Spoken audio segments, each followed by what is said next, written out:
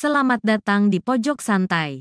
Sebelum Anda mendengarkan audiobook ini, kami menginformasikan bahwa channel ini adalah review audio dari buku yang ada di Indonesia. Untuk membaca keseluruhan buku ini kami menyarankan membeli buku aslinya di toko buku kesayangan Anda, baik offline maupun online. Keberadaan channel ini dimaksudkan untuk membantu Anda mendapatkan pengetahuan dari buku-buku kesayangan Anda. Jangan lupa untuk subscribe, like, dan komen. Selamat datang di Pojok Santai, channel khusus yang membahas komik dan novel dengan cara asik. Dewa Maling Baju Hitam mulai beraksi akan tugas khusus dari Pangeran Rana Blamblang. Berasiklah dia? Yuk langsung saja disimak video berikut ini.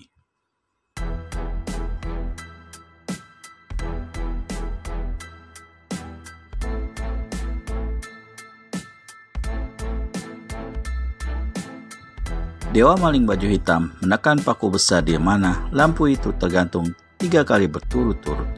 Di belakangnya terdengar suara barang bergerak. Rek. Ketika dia berpaling, dilihatnya dinding kamar di atas kepala Praduan Sri Baginda terbuka dan tampaklah sebuah lemari besi. Cepat, Dewa Maling melangkah ke hadapan lemari. Ditelitinya sejenak, lalu dilihatnya deretan tombol-tombol merah di samping kanan lemari besi itu. Semuanya ada 12 buah. Dengan hati-hati, Dewa Maling menekan tombol merah yang ke-9 dari sebelah muka lemari. Ia menunggu dengan berdebar. Lalu dilihatnya pintu lemari terbuka dan di dalamnya tampaknya sebuah tombak pendek yang ujungnya bercabang 3.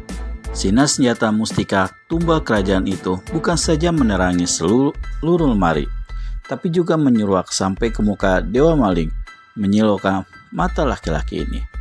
Sewaktu pintu lemari besi itu terbuka, terdengarlah suara mendesis. Begitu suara mendesis, pada bagian atas lemari sebelah dalam muncullah sebuah tombol putih. Inilah saat di mana Dewa Maling harus mengambil tombak Trisula. Diulurkannya tangannya mengambil senjata mustika tumbal kerajaan itu. Pada saat Dewa Maling mengambil tombak Trisula, di luar kamar 2 orang hulu balang sampai di hadapan pintu.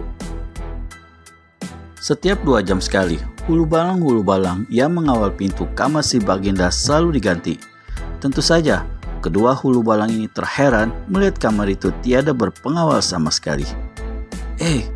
Kemana hulu balang yang seharusnya ada di sini? Tanya salah seorang dari mereka.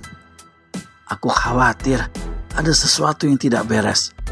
Kau menyelidikilah ke ujung gang sebelah sana. Aku akan memeriksa kamar Sri Baginda. Dengan cepat, hulu balang yang satu itu membuka pintu kamar. Di dalam kamar, Dewa Maling yang bertelinga tajam telah mendengar percakapan kedua hulu balang itu. Maka dengan cepat, dia menyelinap di samping pintu sebelah kiri. Sewaktu pintu terbuka, tubuhnya tertutup oleh daun pintu. Dan selangkah lagi, hulu balang itu masuk ke dalam kamar. Dewa Maling mainkan tinjunya ke batok kepala hulu balang itu. Dengan mengeluarkan keluhan pendek, si hulu balang tersungkur di lantai. Dewa Maling cepat keluar dari kamar itu. Tapi, angin keras menyambar perutnya. Dia terkejut bukan main dan terpaksa melompat ke belakang mencari selamat. Yang menyerangnya ternyata adalah hulu balang yang tadi disangkanya telah jatuh pingsan.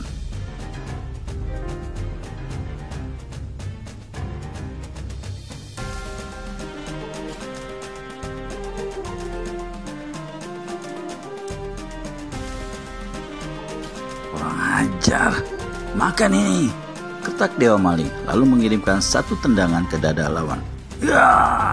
Seret!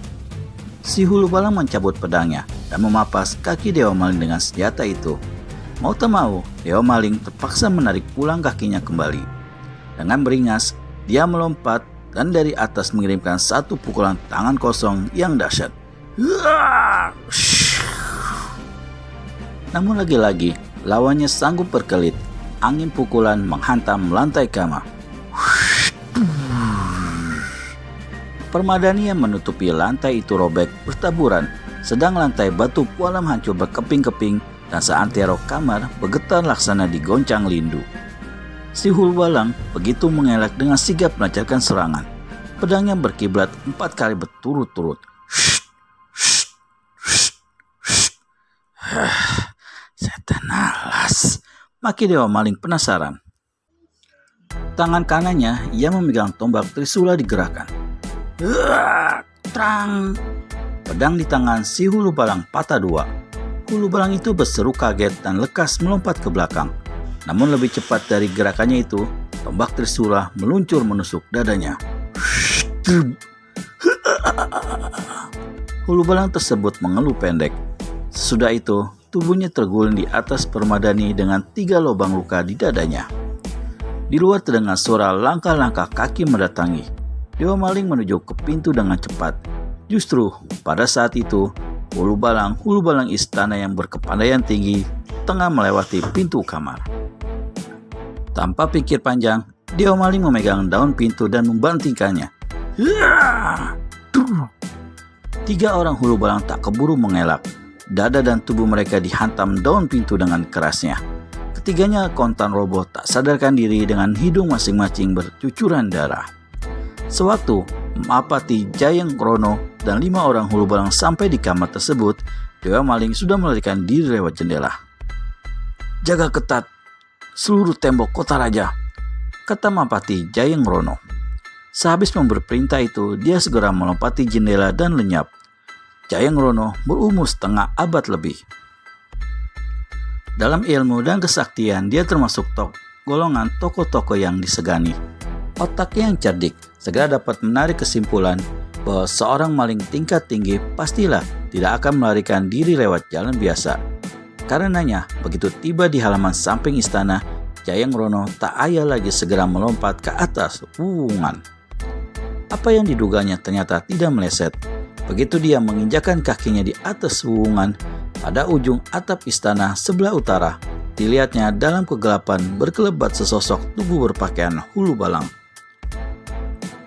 Sebelumnya, Mapati Jayeng Rono sudah diberitahu bahwa pencuri yang menyusup ke dalam istana itu menyamar atau berpakaian sebagai seorang Hulu Balang.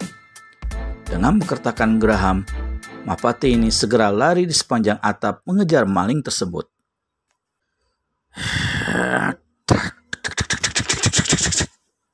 Sementara itu, sambil lari, dilihatnya belasan Hulu Balang dan puluhan pengawal-pengawal tingkat tinggi telah bertebar berjaga-jaga di setiap sudut. Dapat dipastikan bahwa si pencuri tak akan bisa lolos begitu saja. Sewaktu Mapati Jayeng Rono sampai di ujung atap sebelah utara istana, dia jadi amat penasaran karena orang yang dikejarnya lenyap tiada bekas. Di bawah, dilacak 2 orang Hulu Balang dan 9 pengawal kelas 1 berjaga-jaga. Tak mungkin pencuri itu lolos dari sini tanpa diketahui orang-orang di bawah sana, kata Jayeng Rono dalam hati. Pasti dia bersembunyi di sekitar sini. Baru saja sang pati kerajaan berpikir begitu, di ujung barat didengar suara hiruk pikuk dan seruan. Api! Api! Ketika Jayeng Rono berpaling ke barat, benar saja dilihatnya atap istana tenggelam dalam kobaran api. Pengawal-pengawal kelas 2 dan kelas 3, lekas padamkan api. Yang lain-lain tetap di tempat ini. Ini adalah pancingan musuh. Teriak Jayeng Rono dengan suara lantang mengandalkan tenaga dalam, hingga terdengar ke segala penjuru. Dengan mata yang tajam, Jayeng Rono memandang teliti ke segenap penjuru, terutama ke tempat-tempat yang gelap. Heran, kemana perginya maling itu? Kata sang pati pada dirinya sendiri. Lalu berserulah dia. Maling edan, sebaiknya menyerahlah. Kau sudah terkurung, tak mungkin bisa kabur. Baru saja Mapati Jayeng Rono berseru demikian, mendadak di bawahnya terdengar teriakan. Itu dia malingnya, lekas kejar. Tak ayal lagi, para Hulu Balang dan pengawal-pengawal yang ada di situ segera ikut mengejar. Mapati Jayeng Rono segera pula hendak menggerakkan kakinya. Tapi sekilas, pikiran timbul dalam benak yang cerdik dan berpengalaman. Dia tetap di tempatnya dan memandang ke bawah dengan seksama. Dari tempatnya berdiri itu, jelas dilihatnya Hulu Balang yang tadi berteriak dan menunding sambil berlari memperlambat larinya hingga akhirnya dia tinggal seorang diri di belakang. Pasti dia. Ya, ketak Jayeng Rono. Benarkah dugaan Mapati Jayeng Rono? Temukan jawabannya video selanjutnya hanya di channel Pojok Santai. Segera subscribe dan tekan tombol lonceng untuk mendapat notifikasi video terbaru dari kami. Terima kasih dan sampai bertemu kembali.